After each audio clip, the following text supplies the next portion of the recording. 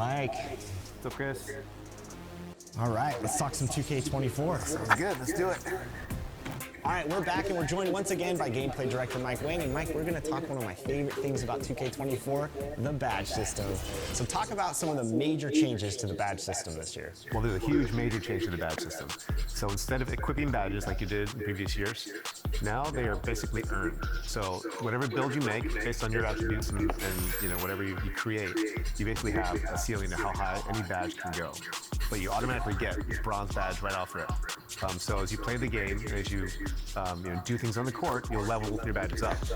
And they'll also go down if you don't do things. So that's just how the game works now, and it's going to be a lot more interesting to see how their badges kind of how their recipe gets created based on how they play on the court. I love that it's performance-based. Yeah, it's more like real life, and that's what we really wanted to try and model, is that you don't really just like go into a game saying like, I'm good at this and this and this. You work on a skill, right? And so as you work on your skills in 2K, you're going to get good at that skill, and that's the way it should be, I think. So talk about the approach to changing up the system. Was it more for like a balancing standpoint, or how did you guys approach this new badge system? Yeah, it's something we've wanted to do for a while. Just generally, we wanted to see what it would be like instead of making a player that was kind of set in your ways, just to have something a little more fluid. It's something that adapted to the way you play. So this is kind of the first step in trying that with badges. It's going to be interesting because I think people are used to the game being a certain way, and it's been this way for a while. But I like the change, and I think they're going to like it too. So we'll see how it goes this year. So it sounds to me when players are getting their squads ready for the park, or maybe playing in rec or pro-am, you have to think about the players that you're going in with. You can't come with 3 offensive powerhouses. You got to think defense too. So talk a little bit about the defensive badges and how players can improve their defense. Yeah, there's a ton of new badges, Chris. One of the ones that I like a lot, we talked about this in the last episode, was the right stick defense is back. So right stick stealing is back. There's a new badge called right stick ripper, that as you get steals, as you get knockaways with the right stick stealing, you're going to see that badge level up. And so, there's just so many ways you can mold your player and so many different badges in the game that you're going to see move up and down based on how you play. I think it's going to be cool to see Locks kind of get their badges up and get tapping down on all the offensive players this year. All right, I'd love to hear these new defensive badges. It's going to make people think about how they play defense a little smarter, it sounds like, more of a skill gap. What about offense, Mike? What are some of your favorite offensive badges in the game this year? Yeah, well, I think I've been doing a lot of slashing lately. So some of my favorite moves are Euro steps and hop step layups. And we have a lot more, just basically, we call them wins, where you're blowing by the defense if you're good at them and doing the right situations. So one is called bunny, that's for hop steps. 2 steps is for Euro steps, and we have spin cycle for spin layups. And there's some of the coolest content when you level those badges up and you start to blow by your defenders with those moves. So some of my favorites, at least. I'm going to be doing that a lot. Yeah, they work really well, and they're fun to do.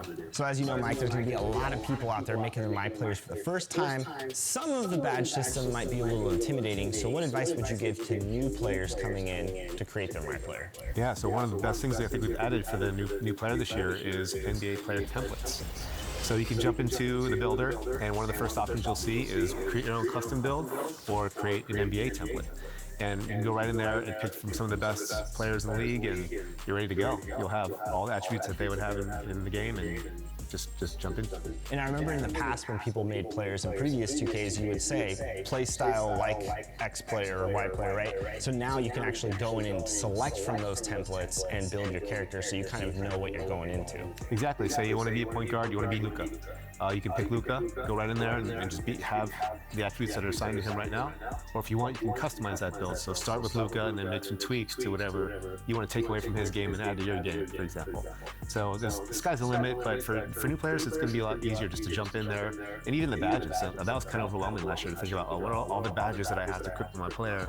Now it's just like, what do I want to be good at? Let me just play the game and see my badges grow. So I think for new players, actually, the system is going to be a little more easy to understand. All right, so the community's out there. We know My Player builds are going wild right now. What advice would you give to new players creating a build that they want to play? Should they look at attributes first, badges first? Like, how should players approach that? Yeah, I think you got to kind of look at your player holistically. So, and this is always true, I think, before too, but think about what you want to do on the court. Think about what you want to be great at. Play out the sliders on the attributes and check out what levels your badges can get to. And make sure the ones that you really want to focus on are going to get high enough for you. And then just play to your strengths. That's the best way to go about it. I love that. I want to score 62 in 3/4, you know what I'm saying, Mike? It's your game. That's what I gotta do. And one other thing that players are going to want to consider is basically where are you going to be playing, where are you going to be spending most of your time? Are you going to be in my career? Are you going to be in the city, in the rec? Are you going to be on the park courts? Because that really is going to change what you want to do, right? Like if you're dominating out in the park, you're probably not going to shoot any free throws. So that's one thing you're not going to care about as much. So yeah, that's just just think about where you want to be, where are you going to play, and what do you want to be good at, and just build your player accordingly. All right, Mike, thank you so much for joining us on 2K TV, providing this insight. And you'll be back with some expert tips for the fans too, right? Yep, start next week, I believe. So Yep, next week it tips off, and as much as I love to sit and chat, I gotta go badge up, and so do you.